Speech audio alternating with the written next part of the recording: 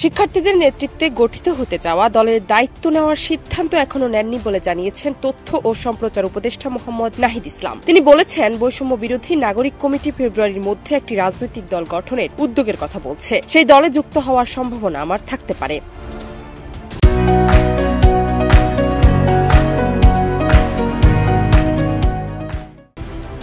সেটি হলে সরকার থেকে আনুষ্ঠানিকভাবে পদত্যাগ করেই দায়িত্ব নেবেন জানিয়ে উপদেষ্টা নাহিদ বলেন, এ বিষয়ে এখনো চূড়ান্ত সিদ্ধান্ত নেয়নি, তবে সম্ভাবনা আছে হয়তো এই সপ্তাহের শেষে একটা চূড়ান্ত সিদ্ধান্ত আপনাদের জানাতে পারি।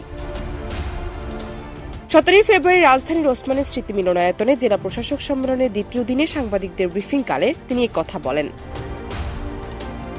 তথ্য ও সম্প্রচার উপদেষ্টা বলেন, জুলাই গণ অভ্যুত্থানের তথ্য সংগ্রহের জন্য তথ্য ও সম্প্রচার মন্ত্রণালয় থেকে একটি প্রকল্প নেওয়া হচ্ছে, যেটি এপ্রিল মাস থেকে শুরু হবে।